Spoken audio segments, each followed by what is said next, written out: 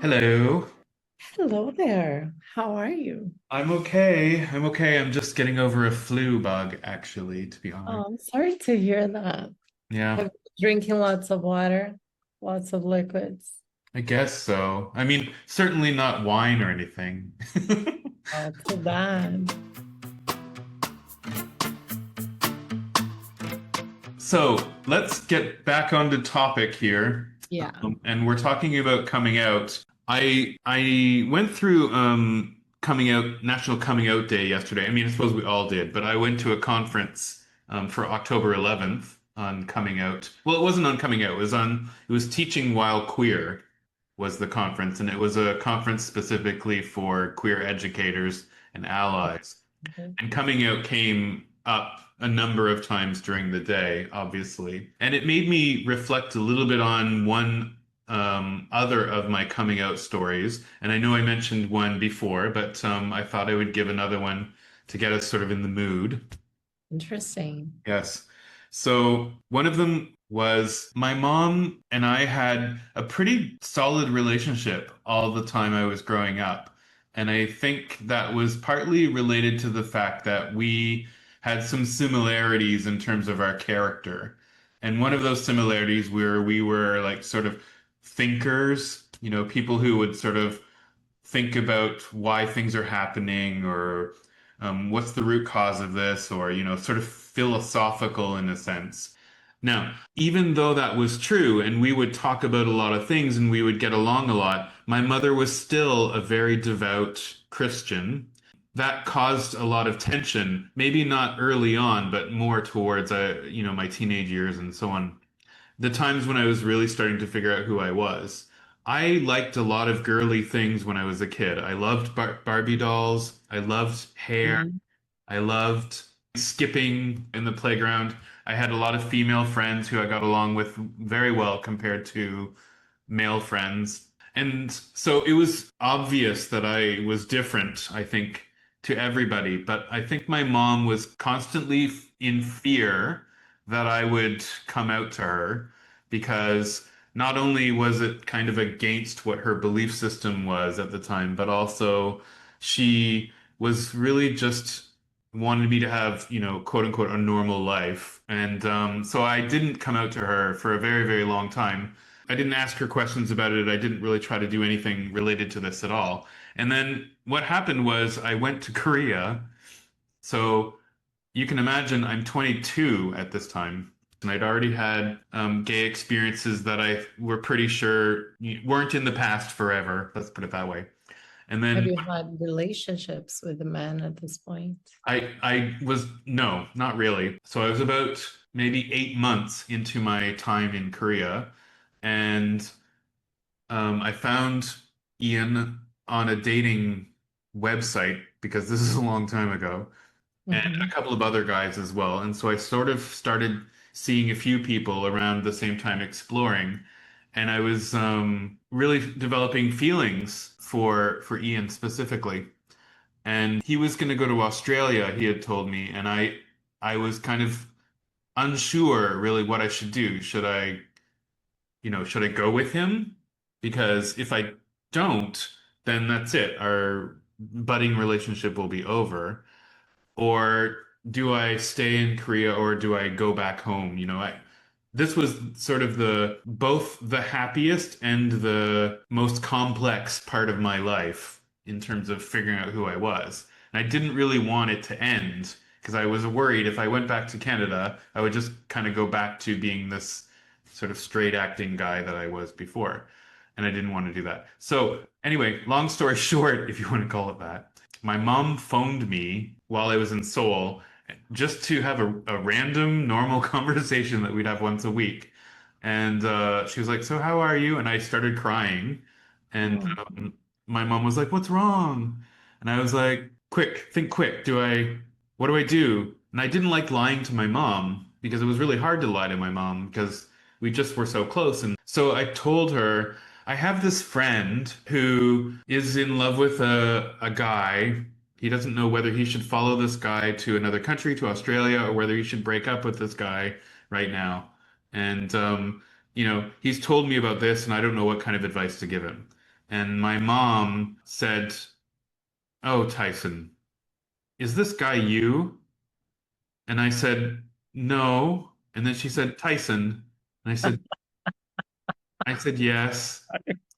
And she goes, "Oh, Tyson, this is not what I wanted to hear from you, actually."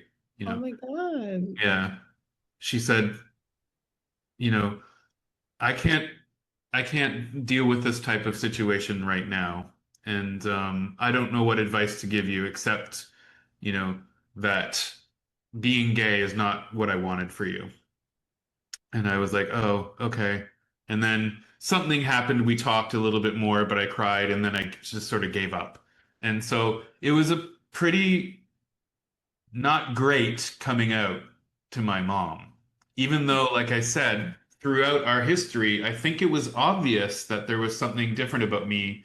And we were both sort of denying it the whole time. And we were so very close. But her Christianity and her value system and her desire for me to have a normal life, quote unquote, was what won out. And so it was quite difficult, actually, at that time. Sorry. And I was like laughing because I could swear there was something goofy and funny that was going to come out because I know you're close to your mother and that she supported you, but things were not like that at the beginning. Since No, not in the beginning. And it wasn't like I ever feared that she would stop loving me, actually, or because she was clear all my life that I was unconditionally loved and nothing I could do or say would ever change that.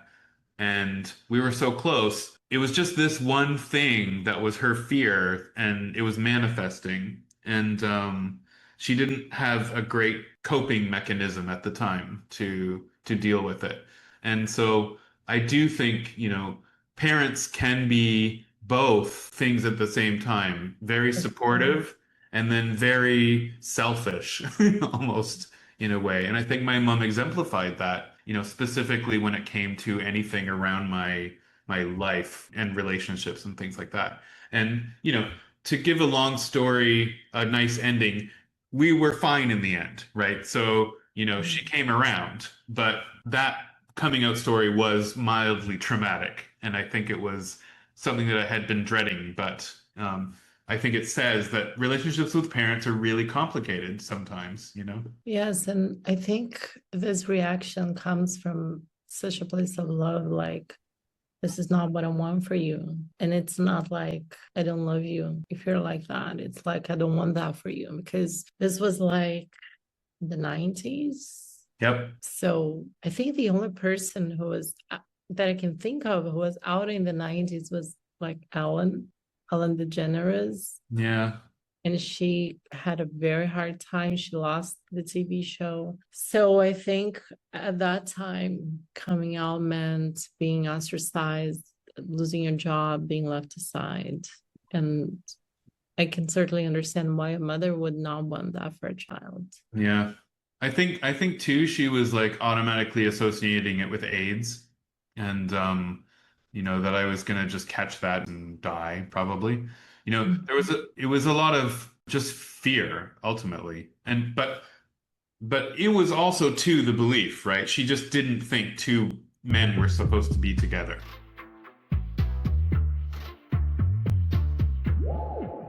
The dialogues that we did with all of the different people as part of this podcast had a lot of different things to say about how they related to their parents when it came to coming out. Throughout this season, we're going to hear a lot from all of these storylines who have all sorts of different things to say about what the queer experience is to them. And today we're going to take a look a little bit more closely at how they related to their parents, or at least family members, when it comes to coming out. So let's take a listen to a few that I've grouped together in something called maybe almost a typical, sometimes unfortunate way that parents and children relate to each other during a coming out situation. Can't wait to hear it. Most of my peers call me Annie. I am currently based in the city of São Paulo. I identify as a travesti. I think for me, particularly speaking, what happened was I come from a neo-Pentecostal, very evangelical Christian, like fervorous Christians, and the idea of homosexuality wasn't at all present in my life. It really was a taboo where you wouldn't hear people talk about it. And if they would talk about it, it would be hushed so the children wouldn't hear that. Because the biggest fear that the pastors, the preachers, the everyone from the church to my parents to my grandparents, it was you can watch SpongeBob SquarePants. And I was like, why? Because it's wrong, and I never understood. And it took me years to understand that the problem was SpongeBob is likely a gay character. And so I didn't even know what the problem was because I didn't have the vocabulary Right. to express that. Yeah. At the beginning, like I said, school was the safe space. And in my house, I did not have the courage to stand up to my parents. So I was living a double life. Right. So when I left home, I was me. When I was in my parents' house, I was something else. My friends knew, my friends understood the situation, and they went along the facade. But I remembered things started to change when I started listening to heavy metal. Something that really stands out to me here is how school was a safe place for her. And that is so different from many people our age, because school was not a safe place for Right? anyone who's queer Yeah. at time. So in a way that makes me happy that she was able to have that safe haven at school. Even though we'll hear more from Annie later on in the season, she described how she had a number of friends and a number of people whom she related to or looked up to and sort of helped her feel like she belonged at school.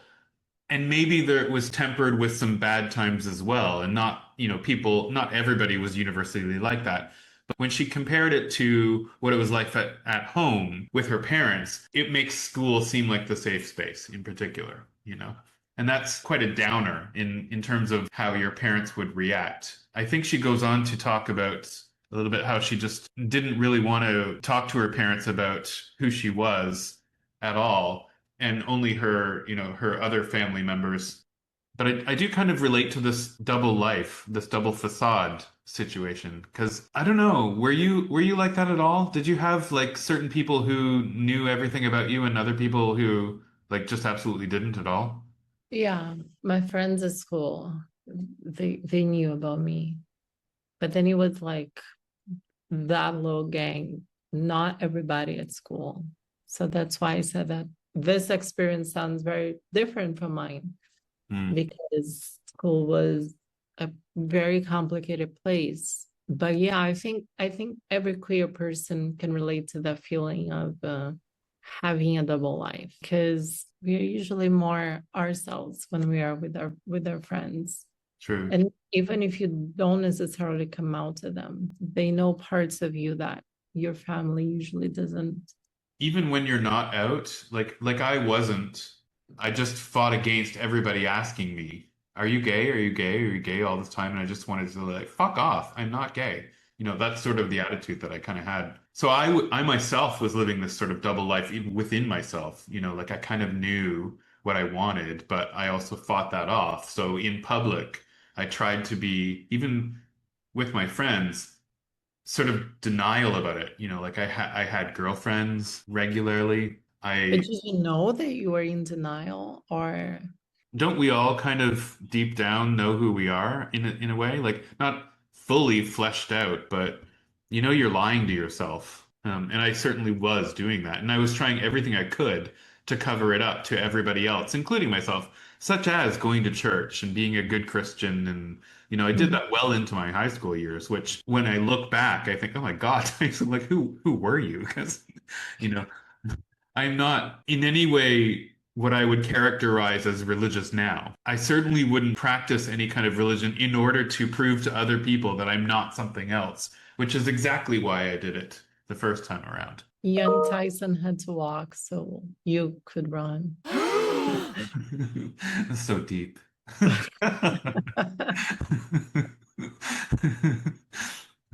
Okay, let's move on. Let's do the next one. Kanako in Chiang Mai, Thailand. I'm not out to my family. I'm from a very traditional Japanese family, and growing up, they would make homophobic comments about other seemingly queer people that we saw in the media. I never felt like it was safe to come out to them.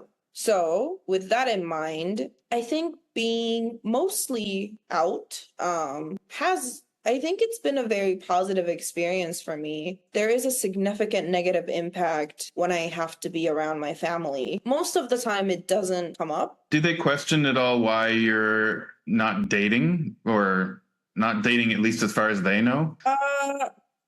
I think they've kind of given up on me dating. Oh. I don't even think it's because they think I'm a romantic or don't have any interest in dating. I think it's just they think because of my personality, I just don't like dating. I don't remember really talking to my parents about, again, who I was crushing on, but we were a pretty communicative family. I've only maybe told them about one person that I've dated because we were together for a long time. But after that, they haven't really asked. What I find kind of interesting is the dichotomy of saying that your family is very communicative, but about this part, they're absolutely not. It almost parallels a queer person's life in the closet in a sense, right? Because, you're open about so many things, but not that, I would be very surprised if they even speculated, because I'm very careful about who sees certain posts on social media. I feel like if it's queer related, then I choose my audience so that it doesn't include my family or family friends who could get the word back to them. So I think they genuinely think I'm just weird. So despite the fact that it sounds like being queer and out has had a generally positive impact, but hearing you talk, it also sounds as though it has had a negative impact on that professionalism, or your family's resistance to it has, because it's something you have to constantly remind yourself about what you're putting out there on social media that other people who are fully out don't have to do, right? And so there's this aspect of your life that you are almost hyper aware of in terms of who gets to see it and who doesn't. And that must be actually quite exhausting. Yeah. And it's really been in the last 4 or 5 years that I've started posting more about being queer on platforms outside of Tumblr. I was just looking at your LinkedIn earlier this morning, and of course Twitter, and you were very obviously queer, and so for me it feels like a lot of effort to keep this part of you hidden when in fact it is the main thing maybe not the main, but a big way you're known professionally. Yeah, it sometimes sucks to not be able to share some of the cool things that I get to do because of my queerness. It helps that my parents and a lot of our family friends don't speak English. So they don't even think to look. But yeah, sometimes I'll be excited about a project. I presented at a conference for third culture kids about being queer. And it was a conference originally started by missionaries. Mm-hmm. And I was a little bit hesitant to share about my queerness with that community, but it went really well and I was really excited about it. And my parents knew that I was going to this conference. And when they asked how it went, my instinct was to talk about this queer presentation that I did. And then I had to be oh, wait, can't tell them that. So there are moments I'm used to it, but there are moments where I'm maybe I should just suck it up and come out to them. But every time I think that, something happens where somebody in my family will make another comment that's very homophobic or transphobic, or just queerphobic in general, that I'm like, okay, not the right time. They're not ready to hear any of it. Are you afraid that they'll change their view of you if you were to come out? I don't think they'll be super extreme, like, you know, cut me out of their lives or anything like that. But I think there'll be a lot of questions. Like, it's all of that I don't see my family very much living abroad, obviously. And so that's not really how I want to spend our time together, you know? Yeah. With her experience with her family, I mean, the one part of it that I can't really speak about is the language barrier. So, you know, she said that she's not particularly concerned about her family finding out about her queerness because through social media, because they just wouldn't be able to even understand what she was writing about. Unless maybe you have like pictures of you holding your girlfriend or something like that. You know, are your parents multilingual? My dad can't really speak English. My mother speaks some of it, but I can definitely relate to what she said. Sometimes your parents having no idea about your professional life. I mean, they don't if they speak the same language even. Exactly. But for instance, I remember being very, very sick in hospital. And then I had this friend who had come from a different city. And then my dad was there. And then I don't know how the topic of work came out. And then she said something like, oh, because she's famous. I'm not famous, by the way. Bullshit. and then my dad looked like is she? And he had no idea, absolutely no idea. The other day, I gave my mother this magazine that I'm in the cover, and she was like, "Oh, this is so cool. Tell me more about this interview." And I was like, "The interview is there. Try to see what you can understand." That's so mean. And then It's like, well, you should have learned English then, Mom. So the way that I can relate to it, sometimes she wants to almost brag to her parents about how good she's been doing professionally. as she should. Right? But she's like, well, wait a minute, actually I can't do that. And maybe for a good reason. With my case, after I came out to my mom, which was very early in my career, I really wasn't basing anything in my career. In your queer career. Yeah, I didn't have a queer career for a long time, like probably a decade after. And when I did, my mom knew that I was giving plenaries about topics related to English language teaching and maybe queerness, but I never really talked about them that much. And only after she died did I feel a burden lift from my shoulders to not have to censor how queer I actually am and how my work is so rooted now in pro queerness that I was really hiding some of that from my mom for a long time because while she was, you know, cool with who I was personally, I didn't want to find out necessarily how she felt about me promoting some of the things that I do promote in education. You know, I just didn't want to hear it. So there's a certain limit that I can relate to.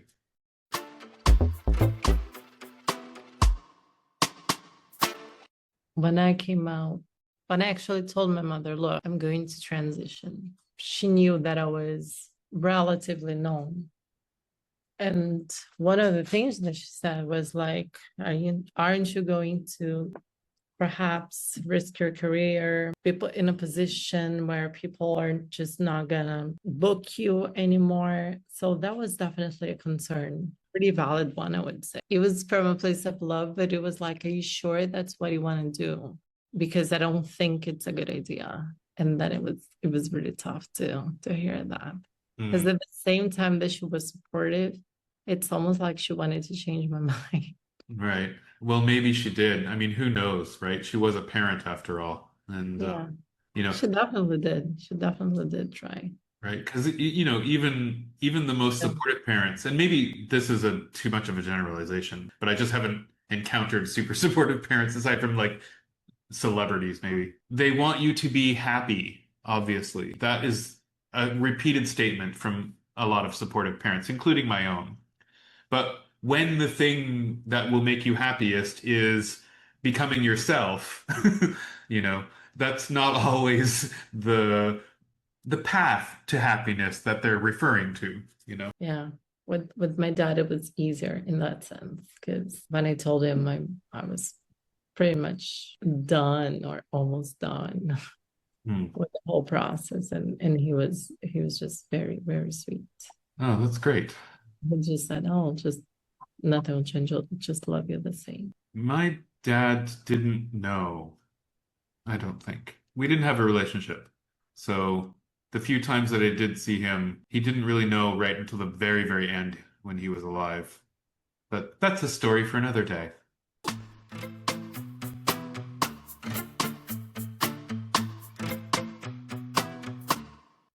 So, not all of us decide to come out to our parents before they pass away for various reasons.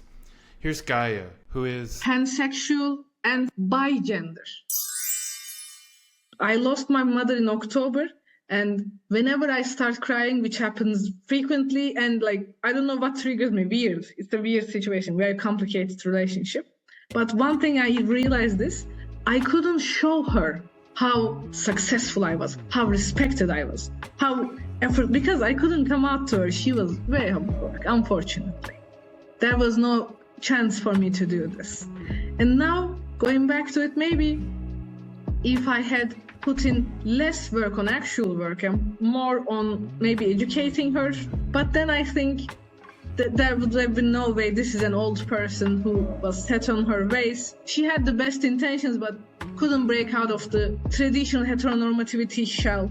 She couldn't even fathom it.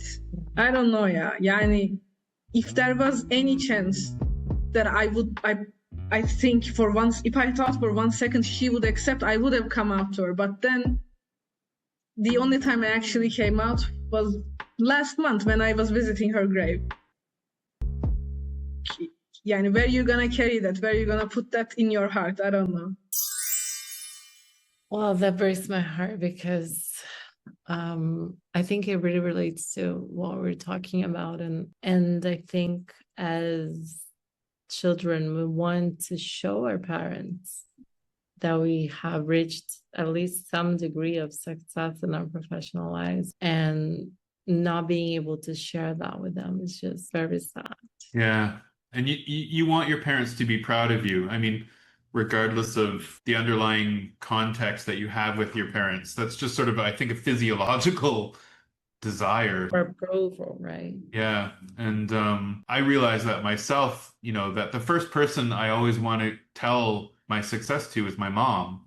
And, you know, she's been gone for 5 years. But even now, I still sort of have that whoop thinking that, oh, I should call my mom whenever it is that I've done something good. And to understand that Gaye didn't feel that this was a possibility. Even it's a generational thing, right? That her mom was just an old person set in her ways and she just couldn't break out of this. While it happens here too, you know, and we do have sometimes the idea that different generations are just different generations and they're not going to learn anything. I think there's an equal amount of messaging that that's not true. And the fact that part of Turkey is considered Asian, another part is considered Europe. It's also very interesting because in Asian countries as a whole, there is this emphasis on education and hard work and being successful. So not being able to share your success with your parents does that an extra layer. That's such a good point. Thankfully, we'll get to hear a lot more about this from Gaye in a future episode this season.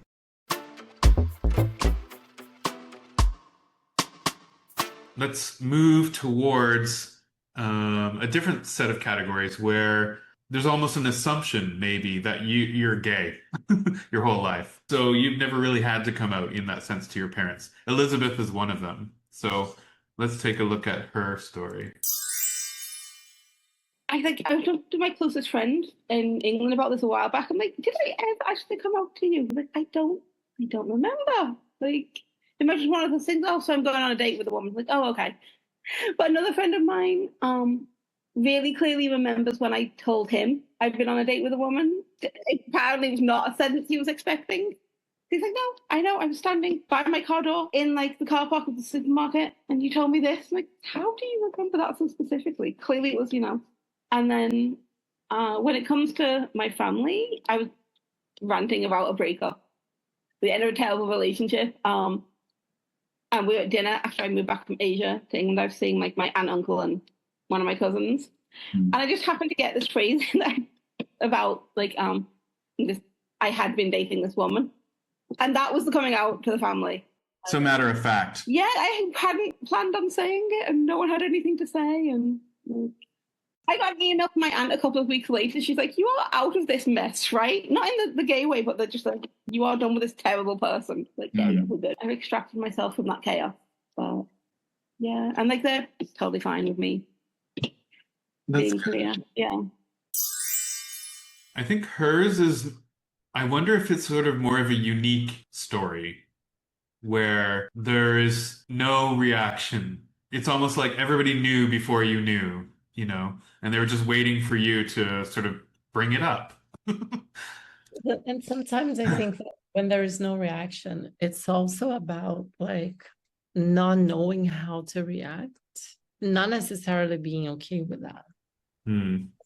Not knowing how to react, and then which sometimes can be harder because you don't know exactly where you stand. Yeah. She gave the impression though that it wasn't like it wasn't a taboo kind of reaction. It was just, yep, all right. Whatever. We knew you were going to date a woman, and now you've just said it out loud. Well done. I think that's a pretty kind of cool environment to be in, because Elizabeth doesn't, she also says she didn't really plan to say anything. It just came out, right? And so it just came out. You use the phrase a lot, man. And I think it just shows how it was perhaps a non-issue for her. Yeah. Like she knew that ultimately everybody would be fine, so it didn't even bother her to think twice about saying something, at least not at that point. While I was looking through the interviews, I noticed I had a story with my grandma, which kind of fit into this since there wasn't really another one. So I thought, let's take a look at that one too. I was really close with my mother's mother, my grandmother, and I never formally came out to her. But she died when I was in my 30s, so it wasn't like I didn't have the opportunity. It was just an unspoken acceptance, I thought, because my partner was here and she knew him. So it wasn't like a surprise. Like I wasn't really hiding anything necessarily, but she was the one person that I never like literally said I'm gay out loud to. Yeah. And I think she would have been fine, but she was, of course, of the generation before my mom's generation that, it was barely heard of. And so I think just because she loved me so much, I think it would have been fine. She knew for sure. There was no, maybe there was a deliberate attempt not to say, this is my partner, Ian, we're gay, like it just didn't need to be said. So she treated him the same as she treated me in terms of grandson or grandmotherly type of, chit chat and giving us money and presents and stuff like that, right? That was always sort of the same between us. And I think she was always the most supportive one of my whole family. The funny thing, I think, that relates to what Guy was saying was I also mentioned how, she's of this generation before my mom's generation where there was just no discussion about homosexuality. Yeah. And I think that for her generation, sometimes acceptance meant not talking about it, not asking questions, and at the same time, knowing and being okay with that, and perhaps not asking questions coming from a place of like, I don't want to overstep. I want to respect this person. You're absolutely right. It's how these people were brought up to and deal with situations that may or may be different than the ones that we were like, just tell how you feel at all times. Oh, okay.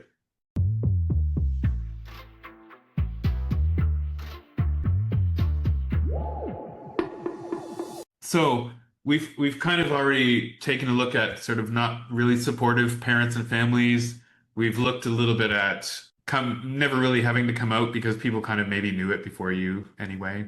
And let's go deep into the joyful category and listen to a few people talk about how their family was very supportive, because who doesn't want that kind of positivity in their life? I think we certainly need it. Agreed. Yeah, my name is Chad. I live in the north of France. My mother's sister, I always had a great connection with her. She was much older than my mother. She was closer to a grandmother's age, but I always had a great relationship with her. And for some reason, I knew I could trust her. And I went to France at age 17 before my senior year of high school. And that I did a lot of introspection during the summer that I was in France about myself and about my sexuality. And I really realized that I needed to tell my parents, and I wanted to tell someone. I wanted to practice on someone before I told my parents. So I decided to tell my aunt because I knew that she was someone that I could trust. So I told her when I was 17. So there was my friend who sort of said to me, "Come on, admit it." And I said yes. Then I told my aunt when I was 17. And then when I was 19, I told my parents, and it went fine. When I read, I mean, that doesn't mean there wasn't crying and emotion involved, but it was not traumatic for me. I regret one thing. I'm sure I'm not the only person out here feels this way. I told my mom because I felt safer with my mom. Yeah. And mom said, "Do you want me to tell your dad?" And I said, "Yes." And damn it, I regret that to this day, that I did not have the balls. I was a coward because I knew it would be easier for her to tell him. And I regret that because my dad always been accepting of me and has always loved me and never, ever judged me. And I felt like I didn't give him the credit that even then he probably deserved. But, you know, my mom did the dirty work, and I was at college. He sent me a letter saying, you know, "Your mother told me about your homosexuality, and I'm writing you this letter to let you know that you are my son and I love you no matter what." And, you know, so, you know, it was fine, but I kind of regret it. Yeah, well, I mean, if you want any kind of or need any kind of reassurance that you don't need to hold on to that guilt, you've got it, because you have to give yourself grace in these kind of situations, right? It's not easy as a gay kid growing up at the times that we did, and even though you had supportive parents and you had no real reason to consider that they would react negatively, you're still in a time where people were persecuted, and not to mention now. For being who they are. And so it's, perfectly fine, I think, as a 17-year-old or 19-year-old or whatever, to be apprehensive about how the male figure in your life is going to react. Sometimes we give men very little credit, and they surprise us in the best way possible. I think it's because there are so many narratives about toxic masculinity and men having a hard time being more accepting of anything that is not the norm. Yeah. And sometimes you just get so consumed by all those narratives, and you don't even stop to critically think about the parents that you have. Yeah. You write this narrative in your mind based on things that you've been told. And maybe in conjunction with things that have actually happened too, it's possible. But it sort of rewrites who your father is sometimes, or your male figure, into a socially expected version of him. I mean, even my own dad, he didn't really know. That's because we didn't have much of a relationship. But I had always been under the impression that he wouldn't take it well, partly because I had been told how sort of toxic he was in a masculine way my whole life. And there was no way to refute that because he wasn't in my life. You didn't know. No, I couldn't verify or not. I just believed what I was told. And then when he died, I went to his funeral, and he had a lesbian stepdaughter, and she stood up and talked about how he was so wonderful and, always supported her and her partner. And I was just like, what the man? I didn't get that. And that was my own fault to a degree. I mean, obviously the reason he wasn't in my life was his fault, but it was my own fault for also not really giving him much of a chance as an adult. So that's really sad. For a long time, I also believed the narrative that if I told my parents that I was trans, they would kick me out and I would have to like prostitute myself and everything. And nowadays, looking back, I don't think that would happen, really. I don't think that would have been my story. Well, let's just jump back in the time machine and go find out. That would have saved me a lot of trouble. I know. I don't know what I would do different. Anyway, we shouldn't go down that path.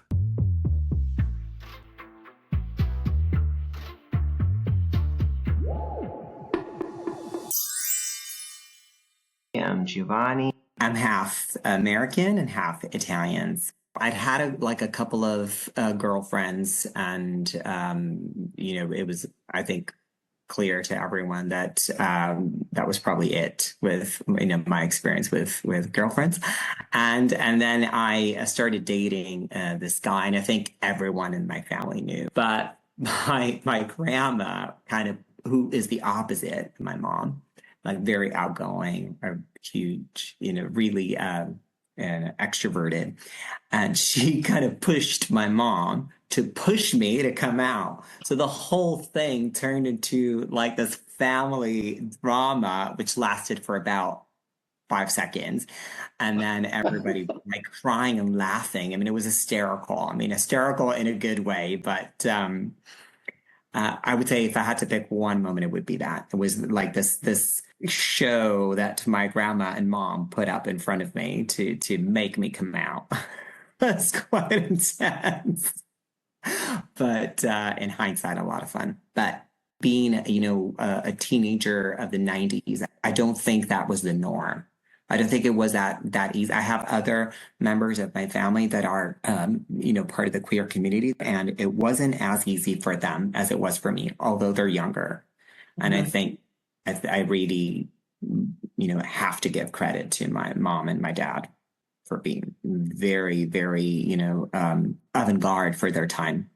I'm really glad that I had this experience. Sometimes people think that coming out is something that you do once, and yes, like once and for all, and it's usually not like that. It's usually not that linear, right? No. Sometimes you come out to your friends first, and then maybe at work, or maybe not at work, and then to your to some family members, and then usually like the parents.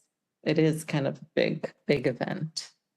Yeah, absolutely. Yeah, I agree. I think that's kind of the moment. It's never one moment. It's all these like micro moments. The default option is 90% of the time is that you are not queer. So of course, that's the default option in people's minds. So of course, we still come out, which is interesting.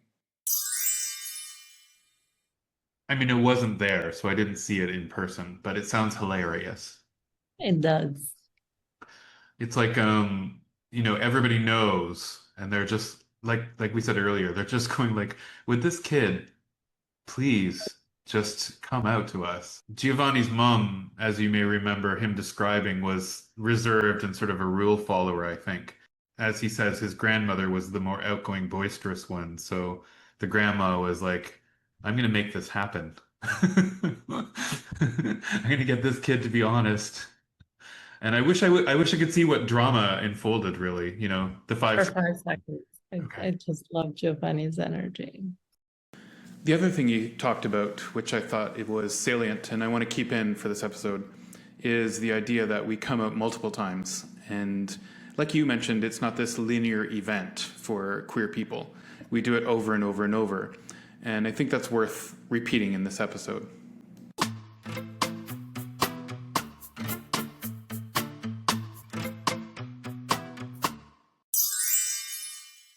My name is Ethan Trin. I grew up in Vietnam. So my coming out experience was smooth, I would say. It was very, my parent was very supportive of my decision. So I remember that I was sitting with them and then I say, hey, dad and mom, I say, hey, dad, mom, I have something to share with you. I think it is time for me to make a decision to get married with a person. I didn't use like a man or something. I say a person. So my dad said, "Oh, that's good. It's time for me to have a baby, to have a grandchild." And I say, "No, Dad, actually, I was thinking to get married with a man." So they paused. And then, you know what they said? This is what my dad said. My dad said that, okay, as long as you are happy, we are happy. That's it. Period. No question. Nada. And my mom said that we already knew it. We knew Moms always know, right? They all They for some always reason, do. they always knew, but they just waiting for us to like talk with them, like tell them, to their face. So I think, when my mom and dad, was in that space and telling me that, hey, Ethan, it's okay. We are happy for you. We are supporting you. So I know that I have the privilege, compared to like most of the other people. That is an important point right there. Moms know something's up. And Yeah, they may not have the vocabulary or the will to actually admit what it is, but they know. they know. And I love what you said. They may not have the vocabulary because when it comes to some things, some concepts that we have today, our mothers did not grow up with those concepts. Yeah, that's very true. Like the other day, I was talking to a teacher of mine, and he was talking about school and his time in school. And he said, there wasn't homophobia when I was in school. But what he meant was, it's not that there wasn't bullying or anything, but there wasn't homophobia as we know it. Yeah. There wasn't a name for that. These words, these concepts, they have always existed. But to give these things names, that is pretty recent. Yeah. And I think most younger people don't realize that. I don't think homophobia is what we would have called what I experienced bullying growing up either. It was being called like fruit or Nancy or girly or whatever it is. I was tormented from other boys in that sense. It wasn't about my sexuality per se, although that's what it would manifest as later on. So kind of similarly, when you're just different from the majority and their expectations and you don't fit the standard roles, they're going to make fun of you because they're pressured to do so. What was kind of funny from what they said was the dads sort of still automatically assumed, or started with at least, the assumption that it was a woman that he's gonna get married to. And that it was a woman and that they would have children. Yeah. But then just as quickly the coin flipped and was like, you know what? It's fine. As long as you're happy, we're happy. And I heard that from my own mom plenty of times.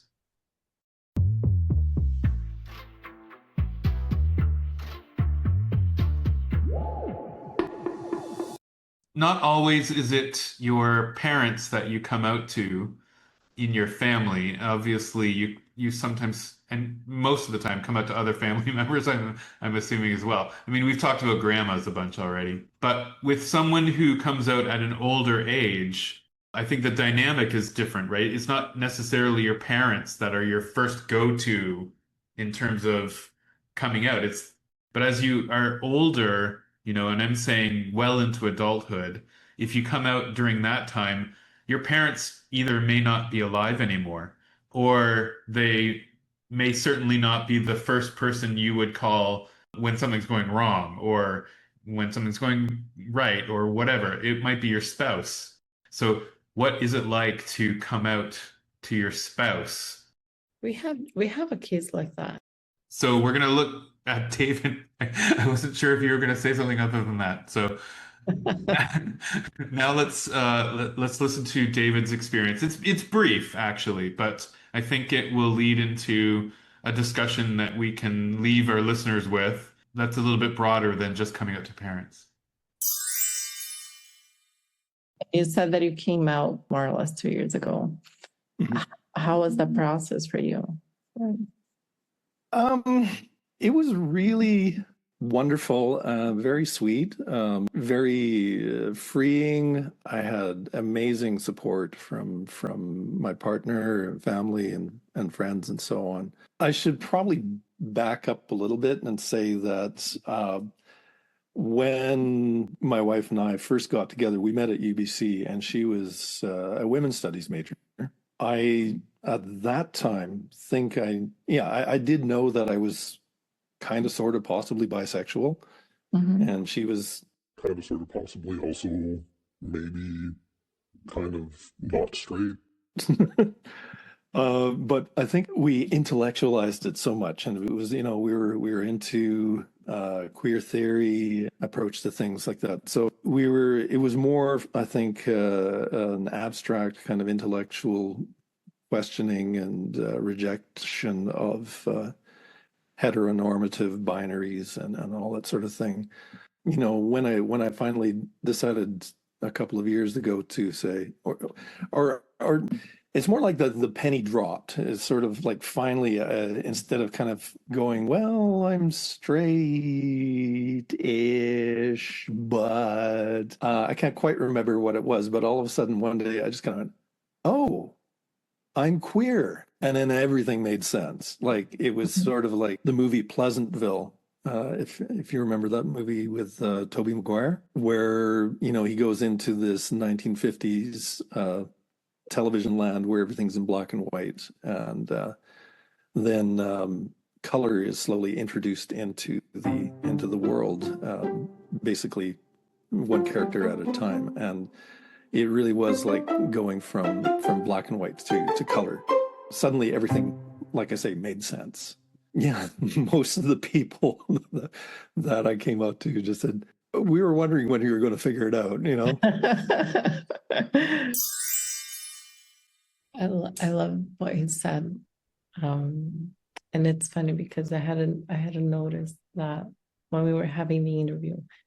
The first thing is we were into queer theory and everything. So sometimes when you are a person who's more pragmatic, more into studying and theories and everything, that kind of pushes you far from the actual experience of living and feeling, because we rationalize so much. I can definitely relate to that because I'm a very pragmatic person. And sometimes a lot happens here in the mind. When we talk about coming out, we're essentially talking about feelings and sharing those feelings with other people. Maybe if I could give our listeners a piece of advice would be to perhaps not to rationalize this experience so much and perhaps try to feel it. That's really interesting. I hadn't even thought of that direction at all. This is why it's good to have two people doing this. Yes! What I got from him and his background, not that it was different than what you just said exactly, like it doesn't conflict, but what I was thinking of the whole time was that, boy, girl, you knew you was queer. You just didn't want to, like, at the time say it in that way. Because if you're a women's study major and, you're into literature and all that kind of stuff, chances are you're not just like on the straightest side of the scale, and but that's the thing. Maybe you see, I think sometimes we rationalize things so much that we think, oh, that doesn't mean anything, because we know that a male who's straight could as well be interested in those topics and those conversations. yeah, It's he was just that's sort of like an open-minded straight yeah. guy, and what I did like the metaphor he said was, after he came out and just finally acknowledged, you know, I'm not just straight, kind of, I'm actually queer. I'm just going to go with queer. Then everything went from black and white to color. And I've used that analogy many times.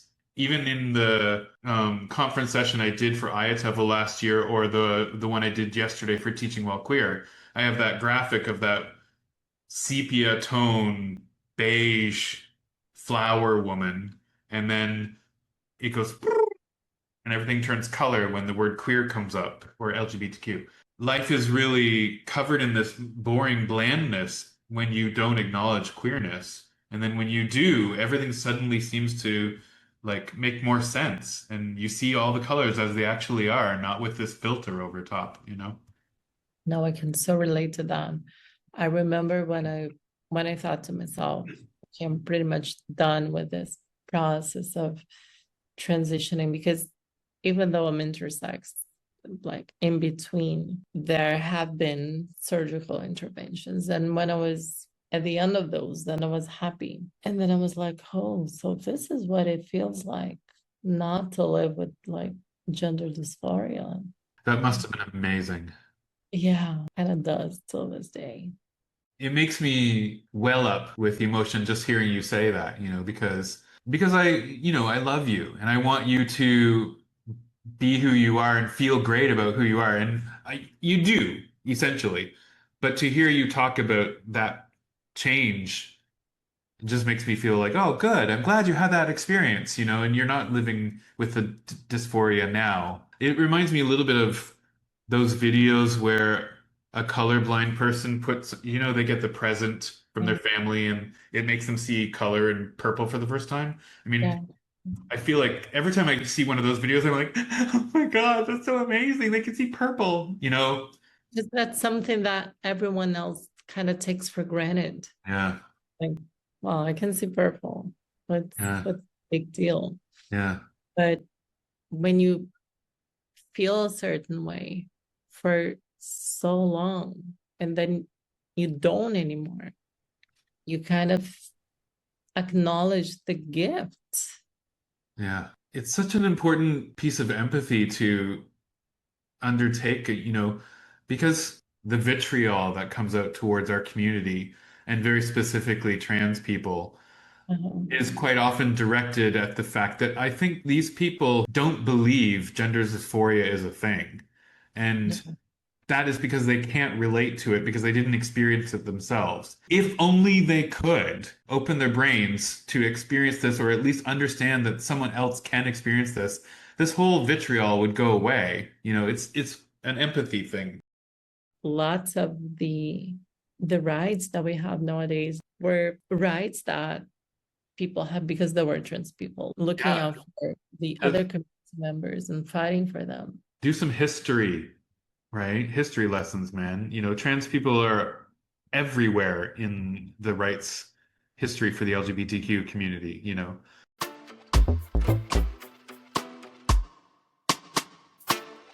Okay, let's do Mitz because he's a valuable member of our community. He is, I love him. And then we will wrap it up. When I came out, my mom freaked the fuck out. Like, yeah, and she has always had gay friends because of college, because she was very open. She was like the gay beard and the gay diva. Yeah, but when I came out and I threw that on her face, like, I was like, you're not gonna do that to me. Like, I'm gonna call every single gay friend you have, and I'm gonna out you as the homophobe you're being right now. And then after a couple of weeks, she apologized. She came to her senses, and I mean, her generation, I get it. And well, she's my best friend, and yeah, she's amazing. But and we joke around this today. Like, do you remember when you threw dolls at me when I came out? Like, go play with these dolls. You want to be a woman? And I was like, and then she gets embarrassed. Like, stop, shut up. Like, it's sweet to see how embarrassed she is about it nowadays. See? Yeah. But this is what Brazil is a little bit like. There's a lot of prejudice up front, but if you love the person, like if it's a parent, like if it's somebody you care for, and it's a person that belongs to an older generation, I believe that they might be deserving of a conversation. If it doesn't flow, if it doesn't work, well, you know, you can choose your own family. So his is funny. It's very funny. You know, and he And has this way of I love describing him. things too that's just hilarious. No, Mitz is such a character. And the word mitz in Hebrew means juice. So whenever I hear his name, I always think of like this happy juice that I want to drink. Oh, You know? wow. That's this one took a turn. You made it sound wrong. I love the energy of like, you're not gonna do that to me. Yeah. Like, you're not gonna put me in that position. I love that. I know. It's like, you know, you're the one who's always been showing me that it's cool to be gay and all these people are amazing and we're part of the community and whatever. So you can't just suddenly change that when it comes to me being that. You know, you made me this way. You know, there's a quote that I have to use. It says something like, both her kids are queer, so she didn't have much choice. But Oh, wow. still, yeah. So that's a powerful uterus. Very. that's quite some power that's going on there. I think that has to be like our tagline or something like that in the future. It's just too good. I would like to round this out a little bit to coming out advice for teachers, because we are an education podcast after all. The one thing that I would say is I first really came out loud to myself when I was at university. And that was when I was 18. And I had been relentlessly asked if I were gay my entire growing up and denied it vehemently. But I had also then created this split in my brain that was starting to cause me some mental health issues, although I didn't really know how to describe it at the time. So I went to see a counselor, like a therapist at the university's doctor office, because that was the first time it was available to me. And while talking through what these sort of mental episodes I was experiencing, I said, I think I'm gay. And that was the first time I said that thing out loud. And as soon as I said that, the mental part just sort of dissolved away. Like the struggles that I was having, these things that were happening inside my head that were giving me a lot of anxiety just went kind of poof and dissolved away. And it has stayed with me since then that education has such a high responsibility for the self-worth of the people who are part of it, particularly the learners. And so my advice to teachers really has been be the one person who your learners can come out to, because they may have no one else. And you hold such a supportive, possibly influential role in a student's life that you can make a huge impact on their self-worth. I second everything you said, but I also want to stress the importance of knowing the policy from the institution that you work at. If a student comes out to you, do you have the obligation of sharing that with the parents? Because I know in some places that's how things work.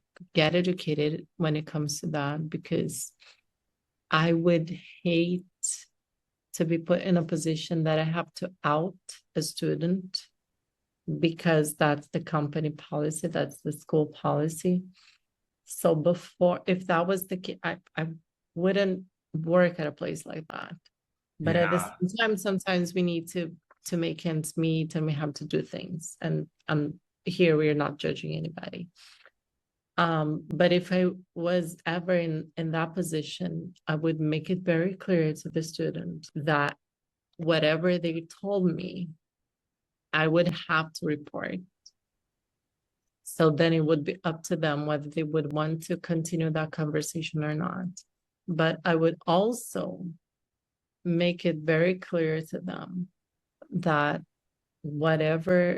however they feel or whoever they really are, is not a problem, without having to use the words, if that makes sense. It does. That's such good advice. And I think that's a great way to wrap up this particular episode. certainly on the topic of coming out. What I do want to say to all the listeners out there is that we are in the process of putting together all the episodes for this season. We're not totally sure how many they're going to be at this point, but we have lots.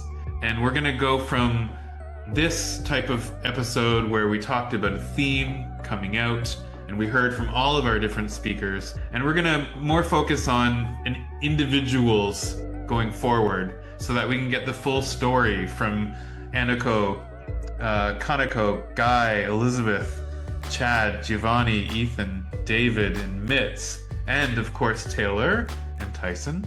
And hopefully we won't leave out the nuances and all the goss that would be lost if we did it any other way. What else do we have planned, Taylor? You should expect wonderful materials that are going to be available very soon. And I think you can definitely expect to fall in love with each and every single one of these people. We have so much respect for them. And I think part of what made this project so challenging is exactly our concern and our love and our care and our willingness to do justice, to honor their stories. And that's right. We're going to try our best. Couldn't have said it better. So I hope you enjoyed this week's episode, and until next time, I've decided to leave you with these wise words from our host. People are just sometimes not ready for you, but that does not mean that they're never gonna be. Yeah. You just need to stick around. That's right. Yeah, my name is Chad. I'm Giovanni. I'm Elizabeth. My name is Thiago Mitoso. My name is Ethan Trin. Kanako Sua. Most of my peers call me Ani. David Monroe. Gaye. I am 27 years old. And I'm 57. Did I say that? 57 years old. I'm 32 years old. I'm 48 now. So I moved to Vancouver probably about 35 years ago. I grew up in Saskatchewan. I'm half American and half Italian. I am currently based in the city of São Paulo. I'm a British woman. I live in the north of France. Growing up in my small town in Turkey. And I'm an English teacher from Brazil, living in Manaus, Amazonas. I grew up in Vietnam. In Chiang Mai, Thailand. I would say pansexual and bigender. A cis lesbian, although generally my preferred self-descriptor is queer. I identify as a travesti. I came out as bisexual, queer. Bisexual, pansexual, and aromantic. Well, queer, more and more. I'm not particularly fond of the word man. I love the term queer. Being queer. Queer as F.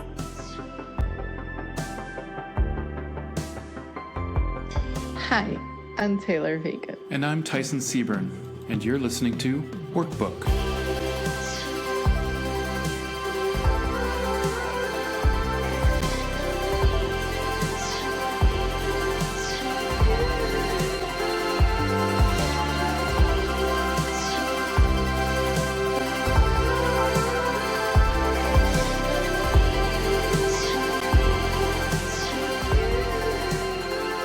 Workbook is produced by me, Tyson, and is a community-driven queer ELT podcast and materials project.